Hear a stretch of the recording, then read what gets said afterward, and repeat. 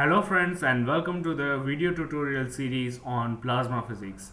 Today we are going to cover a very interesting topic, magnetic mirrors. So these magnetic mirrors are widely used to study various properties of plasma, and we can design these magnetic mirrors using this two equation. This equation of BZ field and this is equation for BR radial field. As you can see here in this equation, this Bz0 is the constant component of Bz field. This one is the gradient, okay? And in this radial component, you must notice this negative sign and this gradient, right? So it is like pointing inwards, right? And if we just to visualize this thing, if we let assume that this bz0 is 0 Tesla and the value of this gradient is 2 Tesla, then what we will have is this kind of a scenario. Bz vector is equal to 2z k cap and br vector is negative r cap. Now in the case of Bz, we will have this kind of a vectors. Okay, at z is equal to 0, we will have 0 magnetic field, means z component is 0. At z is equal to 1, we will have some field. At z is equal to 2, we will have something. If we put this 2 in this equation, then we will have 4 k cap, right? And similarly for negative 1 and negative 2. Now in the case of this radial field, what we will have is kind of a circle, okay, pointing inwards. So at r is equal to 1, we will have this kind of a vector profile, and at r is equal to 2, we will have this kind of a profile.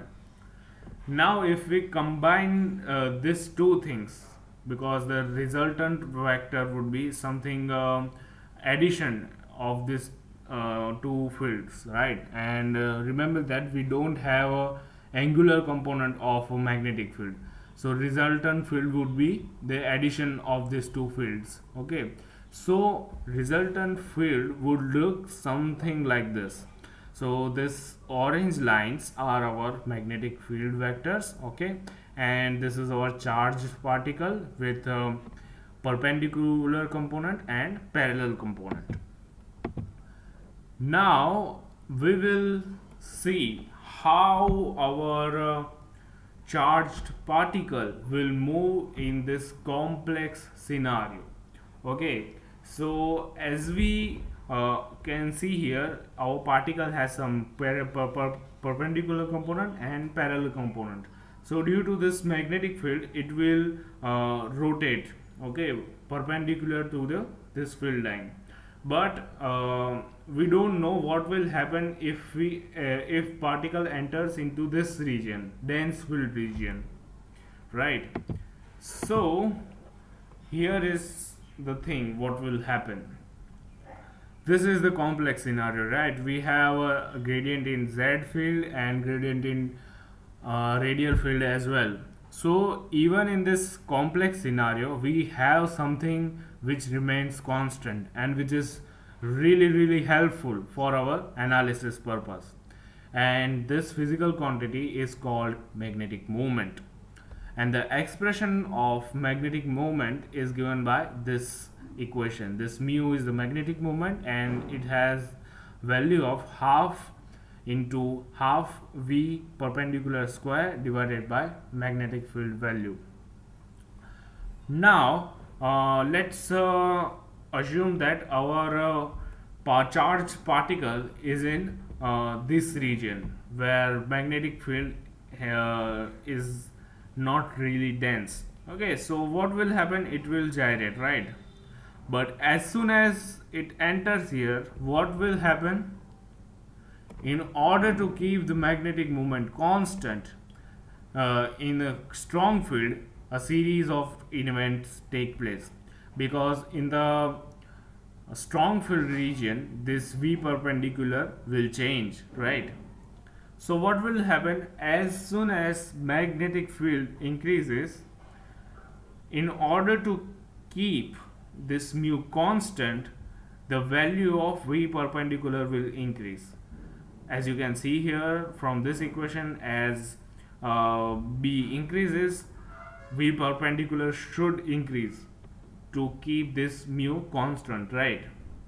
But this V perpendicular increases at the cost of decrement in V parallel component. Okay, and how it happens? Because total energy should remain constant.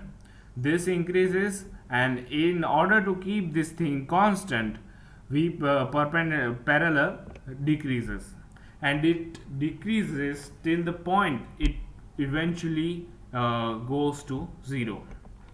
And we will do one exercise to understand this complex thing. I know it is really wordy, and we will now jump to the coding part where we can visualize this entire process. Okay, so let's jump to our coding stuff. So I'm using that same program. We will first enter all our inputs in our inputs.txt file. I want to study one particle, so n is equal to 1, T max is 20 units. This is not SI units, right? And dt is 10 raised to minus 3. In this initial.py, I have activated inputs for magnetic mirrors. As you can see here, this is x, y and z. 2 are 0 and z is minus 2. Okay, below the xy plane. Okay, these are Vx, Vy and Vz. If Vx is 0.25, 0 and 1. Okay, Vz is 1. And mass and charge are equal. Now this is the main program, and in this main program I have activated this magnetic field value. Okay, this is the case for magnetic mirror. So this is how I'm designing my magnetic field. This is my radial component and this is our BZ component. Okay, here I am converting this BR field into BX and BY field. This is how you can transform your radial field into Cartesian field, right? So this function will do the job, right guys? And lastly, as you all know, this is our plot data file, and it will help us to plot our data. So let's open this folder in terminal and write some commands. So first thing which we should do is we will need to initialize our parameters by running this initial.py file. Okay, so hit the enter and it has initialized our parameters. Now main.py. Now it may take some time. Okay, done. And now we are ready for the plot.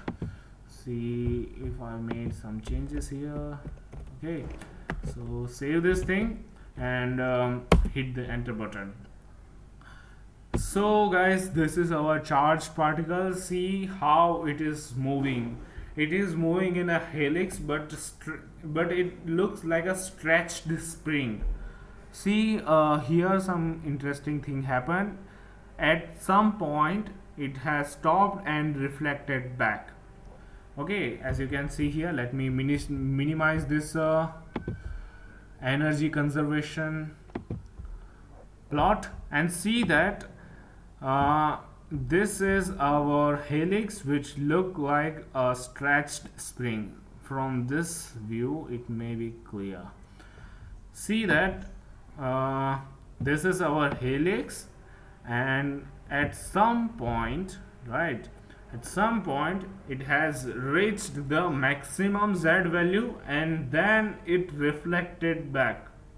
Okay, and we should appreciate that in this complex scenario energy remain constant. In fact, kinetic and potential energies also remain constant, but we should care about only total energy, okay, that remain constant. And this is our plot, guys, and now we are ready for the analysis part, and I will explain all these points which I have explained in the presentation. We go to the presentation mode, so I will explain all these points again. So guys, what happened, our particles start at this point, right? Okay, and in this region magnetic field was weak, right? And in this area, means as soon as it moved upward, it has entered in the strong field region. Okay, so what happened here, the V parallel component is high. Okay, V parallel component means this component, this V parallel. So this has some high value, so that's why it has traced helix, okay, which look like a stretched thing. But as soon as it entered in this strong field region, V parallel started to uh, move towards zero value. Okay, so what happened at this point, at this cutoff point, V parallel is 0.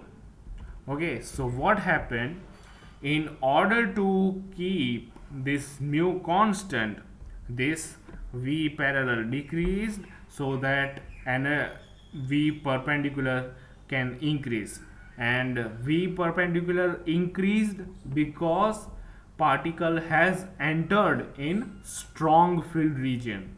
You should remember this entire chain. Okay, so this has happened.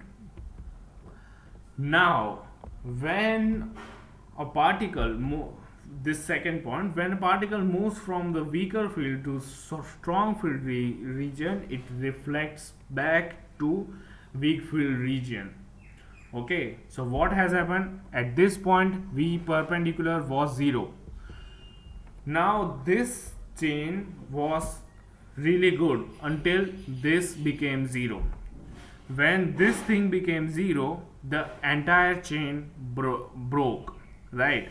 So in order to keep things constant, in order to keep this mu constant, what our particle does is it reflects back.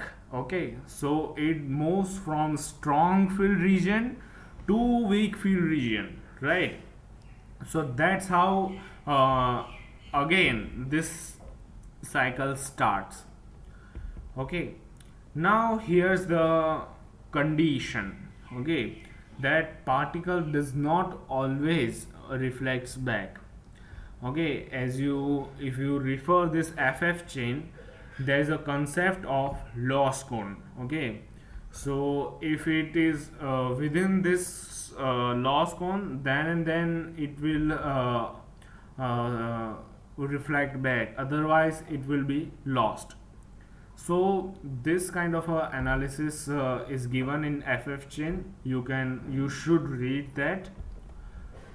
Now the third point is, the system does this by reducing the value of V perpendicular and eventually make it 0, as I have said, and therefore in order to keep magnetic moment constant, particle goes back into weak field region, as I explained. Okay, so this is how this chain sustains. Now as I said, magnetic mirrors are widely used. So as you can see in many experiments, this basic magnetic mirror machine, as you can see here, this is our charged particle and it follows the magnetic field line and reflects back from this point.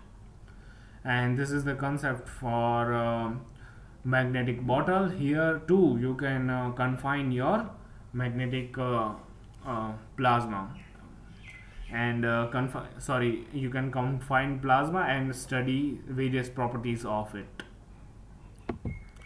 So this ends the third part. In this part we have covered In first video we have covered Gradby drift and curvature drift, and in the second video I have covered magnetic mirrors.